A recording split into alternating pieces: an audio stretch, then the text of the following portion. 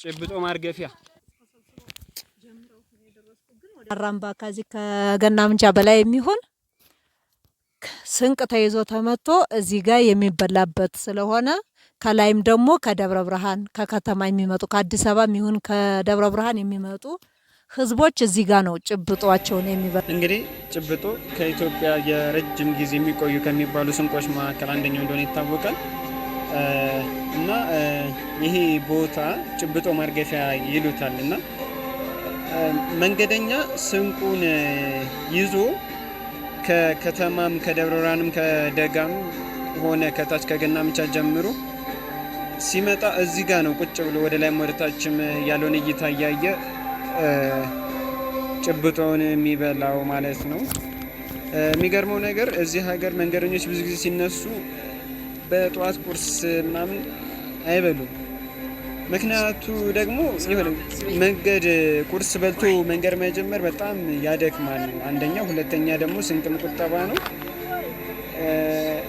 እኔም ሳስበው ሰውነትንም ቀለል ሸክምንም ቀለል አድርጎ ለመንቀሳቀስ ይመስለኛል። ዞሮ ዞሮ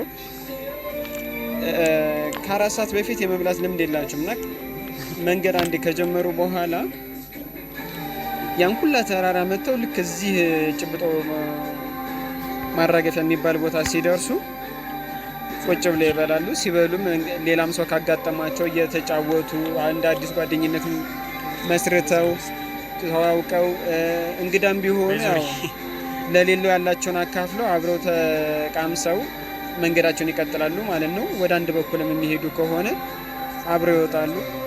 ወደ ላይም ወደ ታችም የሚወርዱ ከሆነ አብረው ይወጣሉ፣ ይወርዳሉ። የሚለያዩን ከሆነ ተሰነባብተው ይሄዳሉ። የዚህ ሀገር ሰዎች የሚገርመው ነገር ደግሞ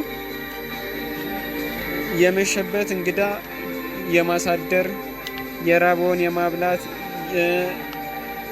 እገዛ የሚያስፈልገውን የማገዝ ባህላቸው እጅግ በጣም አሁን ድረስ የዘለቀ ባህላቸው ሲሆን እንወርዳለን ወደ ኋላ ማለት አይወዱም። በቃ ያላቸውን ነገር ከፍቅር አቅርበው የምትጠግቡ እስከማይመስላቸው ድረስ መግበው እምቢ ካላቸው አጉርሰው ተንከባክበው እንደ ንጉሳቸው ተንከባክበው ነው የሚሸኛቸው። እና እዚህ ሀገር የነበረኝን ኤክስፔሪየንስ መቼም አልረሳውም። ደህና ዋላችሁ? እንዴት ዋሉ ጋሼ?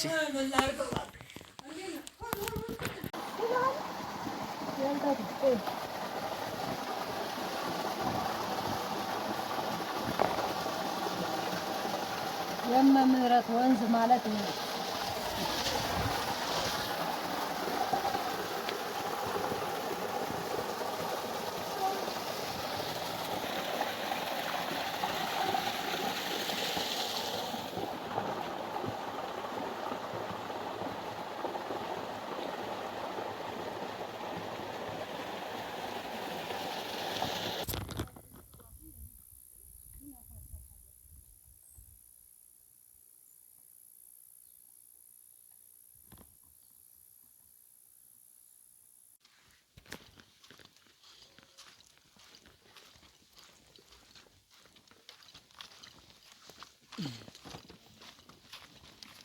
ደህና ዋላችሁ?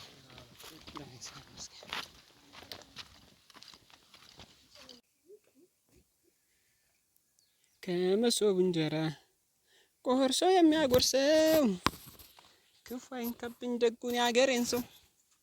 ሀገሬን አልረሳም ወገኔን። ኧረ ምን ነው እረፍት እንዴት ነው?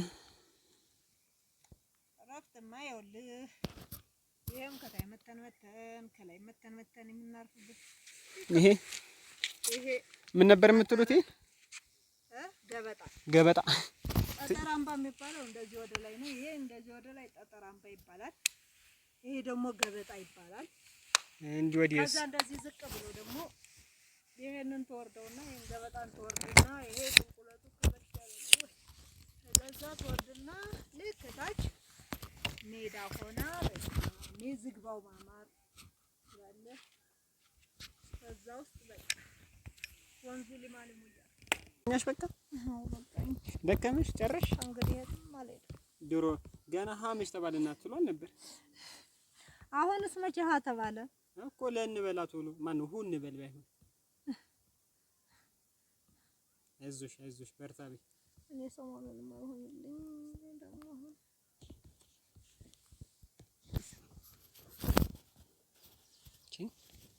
ከዚህ በላይ ምን ትሆኚ?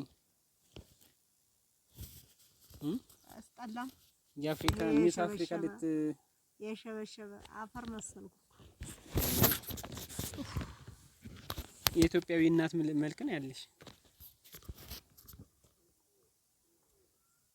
ፈረንጅ መምሰል አማርሽ።